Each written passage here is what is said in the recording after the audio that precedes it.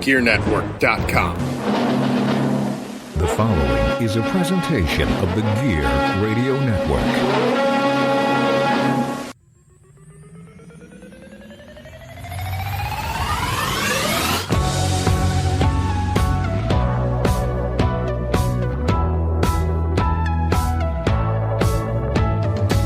You're listening to the Sabrecast, brought to you by Better Live Than Dead. And now your hosts, Brayton Wilson and Ryan Wolfe. And with that, we welcome you to the Sabrecast. That's right, do not adjust your dial. The Sabrecast is back on the air. We are powered by Better Live Than Dead and the Gear Radio Network. This is Season 3, Episode number 1. We're calling it Returning to the Ice. You can hear us on BetterLiveThanDead.com, GearNetwork.com, and wherever else you listen to your podcasts. I am Ryan Wolfe, at WolfeBLTD, and joining me on the IndyCard Media Hotline, first time, long time, Brayton Wilson, at BJ Wilson, WGR. Brayton, how you doing today? Hey, I'm doing pretty good. Nice and rainy day in Buffalo, but other than that, everything's going good. Hockey's super close and getting excited. And I mean, that's obviously, with it being the Sabrecast, that's the reason we are here today. I know that a lot of people, and it's different because of COVID, and it's also different because the Bills are actually in the playoffs and have won a playoff game. It's very hard to get into hockey for some people before football is over. But this is actually kind of like a celebration, a celebratory time. You can enjoy the Bills in the playoffs. You can enjoy the wonderful season. And then you can also kind of sprinkle some Jack Eichel, Taylor Hall, and Sam Reinhart, Rasmus Dahlin back into your life. Now, Brayton, as mentioned, it's been a very long time since we've seen the Buffalo Sabres, and this team looks different. I mean, granted, a lot of the core guys that Sabres fans, for the most part, wanted gone for one reason or another are back. We'll talk about a couple of those, but to start off, our three big things brought to you by FortuneWolf.com. Looking at the offseason, the Sabres went out and made a couple small deals, picking up guys like Cody Eakin and Tobias Ryder or Reeder. I'm so bad with names. Reeder, thank you. I figured, but you know me, Brayton. You could tell me your name's Brayton, and I could say, "Hello, Bob," and you're like, "I don't know how you got that." So that's just me. That's my gimmick, you know. So the Sabres go out and make smaller deals to kind of fill up the depth of the franchise, but also kind of fill up. They go out and get a guy like Matt Irwin to fill up some depth roles. But then new general manager Kevin Adams, which we haven't even talked about because, again, holy crap, it's been forever. New general manager Kevin Adams goes out and makes essentially the big deal of the offseason and goes and signs Taylor Hall to a 1-year prove-it deal. Now, granted, for a guy like Taylor Hall, a prove-it deal is kind of crazy, but signing a 1-year prove-it deal to play alongside Jack Eichel for 56 games, not a bad move. So, Brayton, really my first question for you off the bat, what are your thoughts on the Sabres off-season moves to set themselves up for this accelerated season? Well, I think they've made some very solid moves to improve the roster from last year because, I mean, let's be honest, last year's roster, when you looked at it, you had one really good top line with Olofsson, Eichel, and Reinhart, and then you had a good fourth line of Larson, Girgensons, and Oposo. And then after that, it was just a bunch of jumbled up pieces that really didn't gel well at all in Kruger's first year. So, obviously, Jason Botterill gets fired. And Kruger sticks around, and other changes are made in the organization, and Kevin Adams is brought in.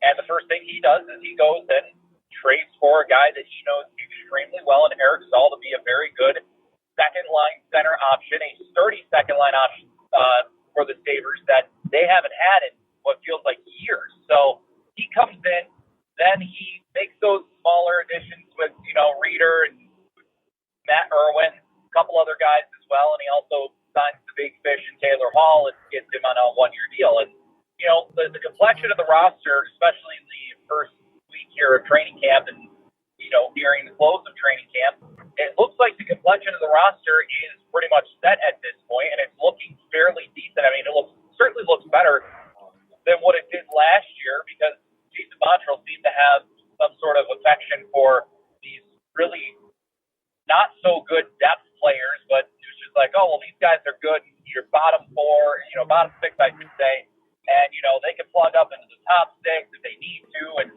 never really gelled and never really showed on the ice. And it seems like that with Kevin Adams, his decision to past offseason. It seems like now at this point that maybe some of their options are a little bit better than what they were from before. But overall, I think Toby Reeder is a nice little addition. He's got good speed. He's a penalty kill specialist, which Sabres desperately needed some help there. And so far in training camp and in these scrimmages, he can show that he can also be offensive and score goals. So that's certainly a help. Cody Eakin is another guy that is a very good penalty kill specialist. He's a guy that's going to fill in on the third line center, which, I'm kind of iffy so-so about. But, I mean, certainly if the Sabres happen to find somebody to develop into that third line role, like Dylan Cousins or even maybe a Casey Middlestat sort of player, and, Eakin can move down to the fourth line, that's even better.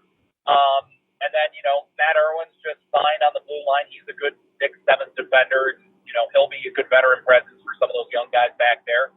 But overall, obviously the bigger acquisitions were Hall and Stahl, and both of those guys are going to bring a lot to the table. Stahl's going to be, again, as I said, that really reliable second-line center behind Jack Eichel that kind of help take pressure off of him on a nightly basis. And then you got Taylor Hall, who's one of the best left wingers in the entire NHL. Is a good playmaker, has great speed, and is another guy that Jack Eichel can look to get the puck to try and score goals. So, I think the complexion of the roster certainly looks better than it did last year, and hopefully it means more wins and maybe a better playoff chance for the Sabres. So looking at the lines, you tweeted out today, which today is what? Tuesday? Yeah, today's Tuesday, January 12th. So you tweeted these lines out this morning from the morning skate. Sabres have a couple injured players, Kyle Oposo, Curtis Lazar, but also looking at the lineup, you have Hall, Eichel, and Thompson. I think that this year, for a guy like Tage Thompson to have all of the chips pushed to the center of the table for him, I think this could be a big year this legitimately, if Tage Thompson remains on the top line as Eichel's and Hall's right winger, this is really a make or break season for Tage Thompson, because either he's going to show he put on the size, he seems to be healthy finally. It's a situation where he's going to have so many opportunities to prove that he is the player that the Buffalo Sabres coveted when they traded him in a package for Ryan O'Reilly a couple of years ago. But I mean, looking at the second line with Olofsson, Stahl, and Reinhart, that might honestly, and I know Hall and Eichel are all world talents, that second line might end up being the best line on the Sabres, just on paper. Just looking at it right now, call me crazy. But again, that bottom six does not really inspire any confidence. And then you look, and the other reason I mentioned the bottom six not inspiring much confidence is what the hell's going on with Jeff Skinner in Ralph Kruger? Because honestly, Skinner had a down year last year. Granted, don't get me wrong, but this man is a goal scorer. That's what he does. And at this point in time, he has a very big ticket remaining. And they're looking to be playing Jeff Skinner bottom 6 minutes. And I understand the logic behind Ralph Kruger saying, we want to diversify our goal scoring and all this stuff. But you can't honestly tell me the people who Jeff Skinner has been practicing with and playing with that he's going to have a whole lot of opportunities to score those aforementioned goals. So stuff like that, Brayton, giving me a little pause with Ralph Kruger. I mean, you try to buy in and you try to say, this guy's got a plan. And it really does sound like, according to the players, he has a plan. But obviously everybody has a plan until they get punched in the mouth. So it's all about execution here. But I don't necessarily know. I mean, look at if and I just said this to one of my coworkers earlier today, actually. And this, I guess, can bring us to our second of the three big things. Looking toward the season, did the Sabres improve enough to become a playoff contender? And I look at it this way. I look at the Buffalo Bills and I look at the Buffalo Sabres. Apples to oranges, I understand. But from my perspective, you looked at the Bills at the start of the year and you said the Bills, they've developed more. They've gotten better players. They've gotten more talented across the board. They look like they're ready to make the jump. To me, Brayton, there's not much this offseason that I've seen, even if Dahlin had an incredible offseason and developed great, even if Dylan Cousins is ready to go, even if Eichel had another great offseason, same with Taylor Hall and Victor Olofsson and Sam Reinhart. I don't know that there's enough from this team that they'll be able to make up. Their positives will be able to outweigh their negatives, and they'll be able to be a playoff team. I mean, right now, Micah McCurdy, one of the very good analytic followers on Twitter, is talking today about the Sabres are averaged to roughly get about 58 points in a 58-game season. So the outlook doesn't look great, but Brayton, please tell me why I'm wrong. Well, I mean, certainly I'll kind of try to evaluate this from top to bottom. I mentioned Jack Eichel's got a new playmaker, a very good elite playmaker in Taylor Hall on his left wing to get him the puck and to, also at the same time get the puck from Taylor Hall. Hall can be an exceptional passer and playmaker in his own mind. So, Buffalo has a top line of two outstanding talents in this league at their respective positions. Tage Thompson is a guy that I think so far through camp, now we haven't seen him in actual game action. We've only seen him in 2 scrimmages, but he's a guy that certainly has looked to be a player that can be a guy that, hey, he can play in your number 1 line with Jack Eichel and Tage Thompson, and the next night he could be playing on the third line with another different type of combination, and he seems like he can at least put up similar production in both of those ends, and that's something the Sabres haven't had in a while, is a guy that, like a Thompson, who's kind of flexible like that on the right wing. So as long as Tage Thompson can prove that he's ready to prove himself and be the real deal with what the Sabres acquired him for in the Ryan O'Reilly trade, I think that certainly there's some optimism looking at him going forward. Your second line with Olofsson, Stahl, and Reinhart, you've got a really good playmaker in Reinhart on the right side. You've got a very veteran, leader and kind of does everything down the middle in Eric Stahl, and you got a goal scorer in Victor Olofsson. There's a lot to like there, a nice combination. And then your bottom 6, mentioning Jeff Skinner playing on the fourth line today, at least with Riley Shan and Dylan Cousins. Certainly, it's a bit of a head scratcher to see Jeff Skinner being technically on the fourth line, but as Ralph Kruger said in the past, and I'm sure he's going to continue to say in his coaching tenure in Buffalo, he doesn't really put numbers to lines. One day he could have that line be your number 1 line, another day he could have that line be your number 3 line. So, obviously it doesn't look good for Jeff Skinner, and certainly I'll say this, and I wrote this about, at WGR550.com. Jeff Skinner's struggling. It seems like when he's on the ice in Kruger's system, he is lost. And it's very odd because in a system like Phil Housley, it was so complicated. You could see a lot of the players had no idea where to be on the ice. But Jeff Skinner was a guy where he was out there in Phil Housley's system scoring 40 goals and looking like a perennial all-star. He comes into Ralph Kruger's system, and some nights he looks great, and other nights he looks completely lost, like he doesn't know what he's doing out there. So is he going to – yes, he's a goal scorer, and he needs to be looked at that way on this team, and he probably should be in the top 6 or maybe even on the third line. But, he's going to be on a line with Riley Shan, and Shan has been an up-and-down player in the NHL. He's hoping to have a rebound year kind of in Buffalo this year, coming off of a PTO, and he just signed a 1-year deal. And then you've got Dylan Cousins, who's a young, up-and-coming player who certainly is trying to make a name for himself and prove himself as a full-time NHLer this year, and I certainly believe that's going to be the case that he's able to do so. So how that chemistry is going to work, I don't know, and it's certainly disappointing not to see him kind of playing in a better situation like a Eric Stahl or Sam Reinhart like he was to start training camp. But other than that, the Sabres have a checking line as well with Toby Reeder and Cody Eakin and Kyle Oposo, and if Oposo's hurt, then who kind of fits on that third line? Maybe Cousins moves up to the third line. Maybe a guy like Rasmus Asplund moves up there, or even Jack Quinn. Jack Quinn seems like he's going to make the taxi squad this year at the very least, and kind of sit there and get to learn the NHL ways as a rookie, as a 19-year-old. So certainly there's still a lot of questions looking at this forward group, but overall, as I said before, this group does look better than the group that was here last year. I think there's a better makeup of the entire group, and the combinations are better made up from last year. So certainly we'll see how it goes when it's put to action on Thursday against the Capitals. But as of right now, I peg this team to be much better. And sure, 58 points in 58 games is not great. It's only 82 points in 82 games if you played a full season. However, that 82-point mark would be, I can't remember if it's the best since Jack Eichel was on the team or if it's second best, but still, regardless, it's one of the best marks that this team would have in a full season since Jack Eichel's arrived in Buffalo. It is pretty rough to look at that and think to yourself that they have not been very good since Jack Eichel came to Buffalo. But I was going to mention a Jack Eichel topic, but I don't want to bring it up just because I don't have it in me. I thought about it and I thought I could do it, but I can't do it.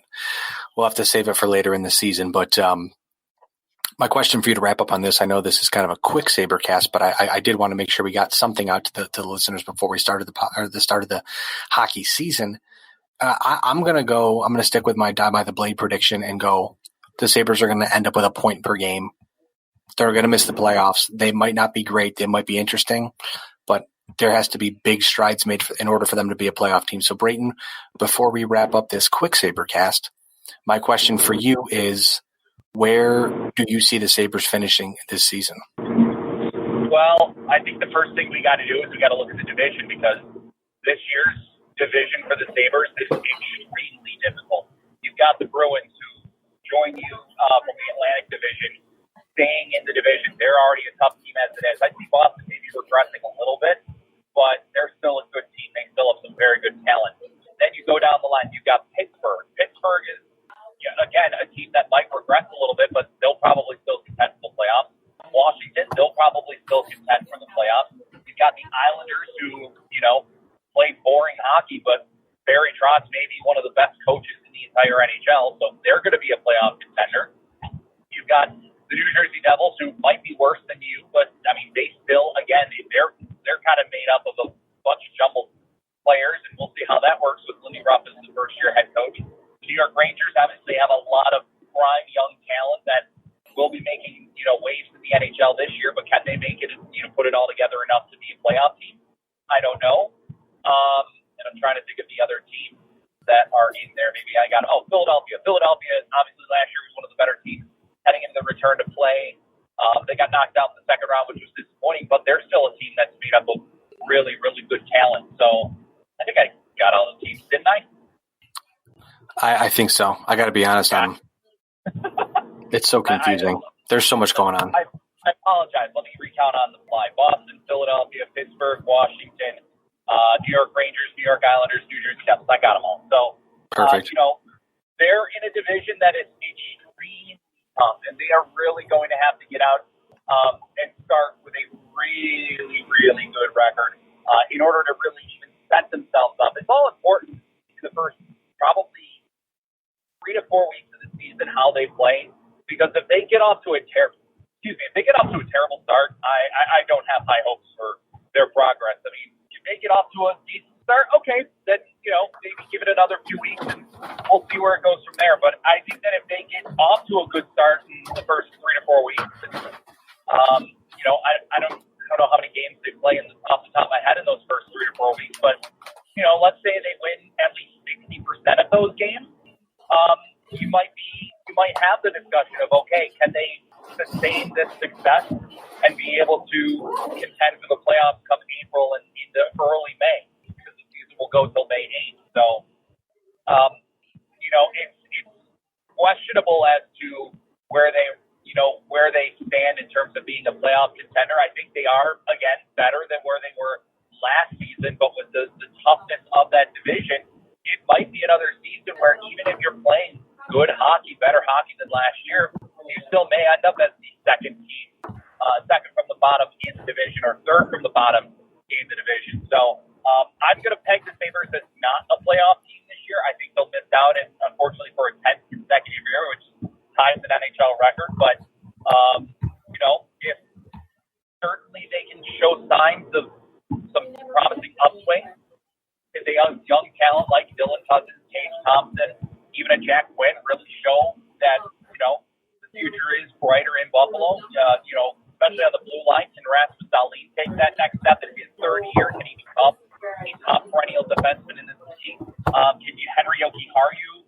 develop into a top 4 defenseman, maybe even a top 2 guy by the end of the year? Maybe he kind of takes the minutes away from Rasmus versus the line, and that would be nice to see. And can the goaltending be solid between Linus Ullmark and Carter Hutton? So lots of unanswered questions that likely will get answered within probably the first 20 games of the year, because, again, if they don't get off to a great start in those first few weeks, those first 20 games, then certainly I think we can start seeing where the trends are going for the Sabres, at least for this season, and then maybe in the long term, I don't know. But I'll take them as not a playoff team this year. I think they'll finish better than the Devils at the least I could see them finishing better than the New York Rangers this season. But other than that, it's going to be tough to make a case for them to be better than anybody else in the division.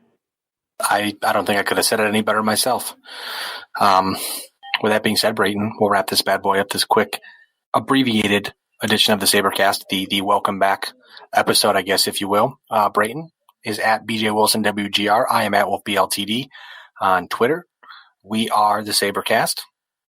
And you are not. I couldn't remember if we did that, but I knew you've done enough of them to pick up on it. So with that being said, we appreciate you tuning in, and we will... I didn't miss a beat there, Ryan. You did not. I appreciate that. We will catch you soon down the road. As always, go Sabres. And, also, go Bills. The preceding presentation has been brought to you by the Gear Network.